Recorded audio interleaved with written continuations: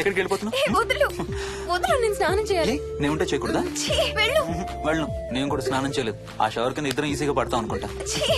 వెళ్ళు, బయటికి వెళ్ళు. మోహిని. వెళ్ళు బయటికి.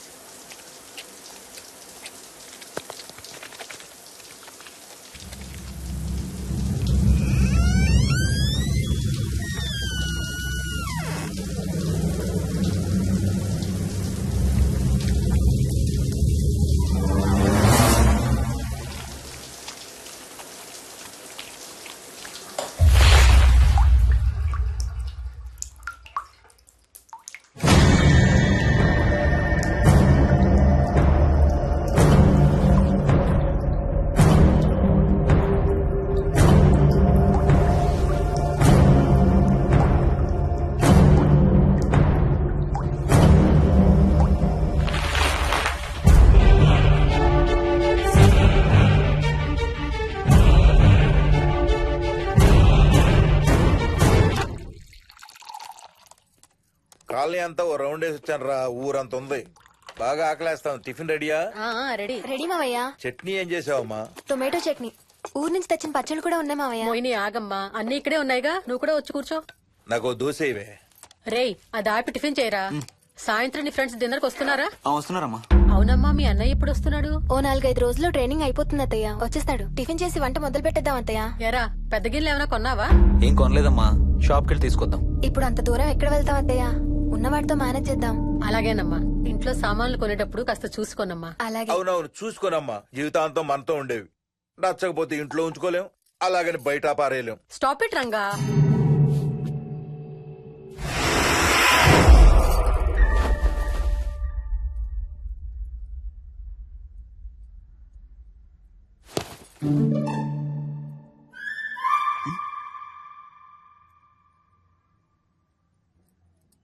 అమ్మ, మంచి లేత వంకాయలు దొరికాయి. ములక్కాళ్ళు, పచ్చిమిర్చి కూడా తెచ్చాను. కొంచెం కడిగి కోసేయ్. సరేమ్మా. యదమ్మా, కొంచెం మిరపకాయలు బయట ఎండపెట్టాలి. పద.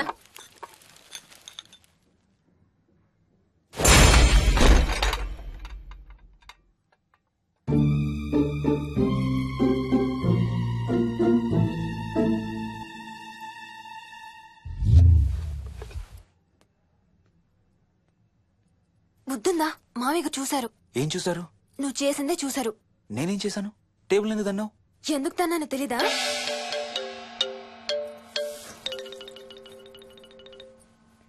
లక్ష్మి, ఏం చేస్తున్నావు? సాయంత్రం పుల్కాల కోసం పిండి కలుపుతున్నానండి.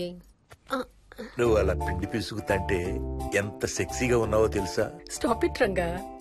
శూన్యమాసం వాళ్ళకి గాని మనకు కాదుగా. ఏమంటావు? Please stop it Ranga. వాళ్ళని చూస్తా అంటే నాకు ఒక ఐడియా వచ్చింది. ఏంటండి? వాళ్ళలాగే మనం కూడా మన షష్టి పూర్తిగా ఓ లాంచీ వేసుకుని గోదావరి మీద హనీమూన్ కి వెళదామా?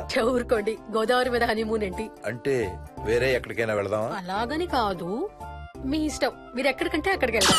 అబ్బో, నీకు లోపల చాలా కోరికలు ఉన్నాయే. ముందా నోరు మూసి ఆ పిండి సరిగ్గా పిసుకు. రంగా. మమ్మీ, రెండో షూ కనబడతలేదు మమ్మీ. ఇదిగో ఇక్కడుంది, దా వేసుకో. మోహన్, మోహన్, మేము రెడీ. నేను కూడా రెడీ. అమ్మగారు, థ్యాంక్స్ బుచ్చయ్య. ఏంటి అది? ఉత్తి చేతులతో వెళ్తే బాగుంటదని స్వీట్స్ తెప్పించాను. అప్పుడే వెళ్ళిపోతున్నారేంటంటీ? ఇంకో 4 రోజులు ఉండొచ్చు కదా. ఎల్లుండి నుంచి మంచి రోజులు మొదలవుతున్నాయమ్మా. వీళ్ళు ఎలాగూ హనీమూన్ కి ప్యారిస్ వెళ్తున్నారు. మేము ఇక్కడుండి ఏం చెయ్యాలి? అందుకే ఎల్లుండి పొద్దున్నే మేము కూడా వైజాగ్ వెళ్ళిపోతున్నాం.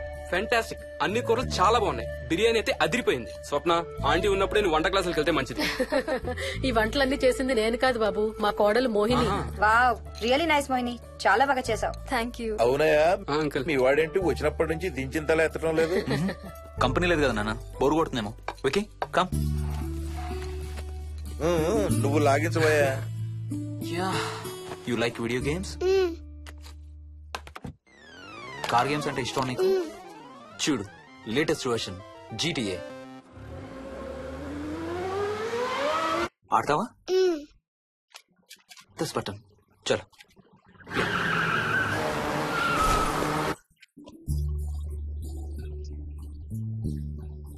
అమ్మా మోహిని ఆ పాల తాలికలు తీసుకురా అమ్మా. ఇక్కడే ఉంది అత్తయ్య. పాల్ తాలికల మోహన్ ఫేవరెట్. వాళ్ళ అమ్మ దగ్గర నేర్చుకోమని చంపుతూ ఉంటాడు. అలాగా విక్కీ కూడా చాలా ఇష్టం. డోంట్ వరీ, నేను నేర్పుతాలే.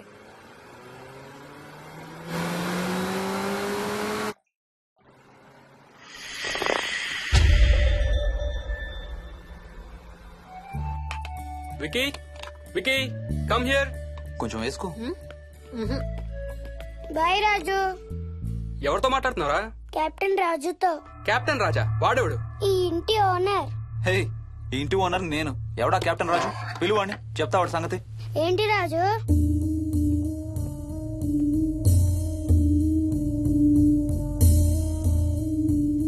సరే చెప్తా. ఏం చెప్పమంటున్నాడు? పీకల దాకా మెక్కారు కదా, ఇంటికి వెళ్ళమంటున్నాడు. ఇది వాడి బెడ్ టైం. నిద్ర వస్తే ఇలా పిచ్చి పిచ్చిగా మాట్లాడుతుంటాడు. సేమ్ వాళ్ళ నాన్నలాగే. ఉంటావా ఆంటీ? వెళ్ళొస్తాం అంకల్. అలాగే అమ్మా. రే బాయ్ రా. ఈసారి వచ్చేటప్పుడు మీ ఆవిడ్ని కూడా తీసుకురావాలయ్యా. వాళ్ళ ఆవిడతో పాటు ఒక పాపను బాబును కూడా తీసుకొస్తాడు. రేయ్, అను డ్యూ డేట్ ఎప్పుడు రా? 2 days లో రా. తన విజయవాడలో ఉంది. నేను కూడా వెళ్ళాలి. All the best. Thank you uncle. Hey Swapna, ఏంటిది? పాల తాలికలు.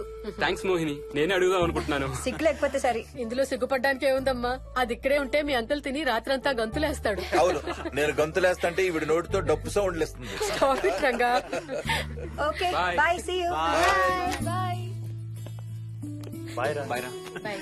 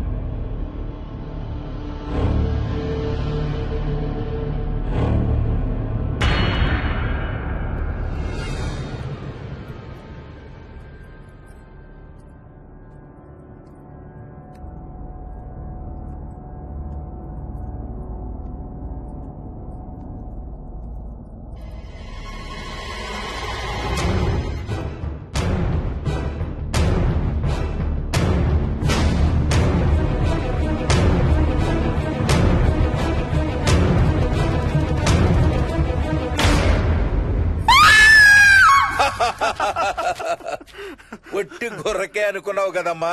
నువ్వు ఒక్క వారం రోజులు తనతో ఉంటే రోజుకో కొత్త ట్రిక్ చూపిస్తుంది మీ అత్తయ్య నీకు. నా పెళ్ళైన 3వ రోజే గుండెకి చచ్చేవాడిని. ఓ రోజు రాత్రి వచ్చి ఎదురుగా నిలబడింది. కళ్ళు తెరిచి చూసి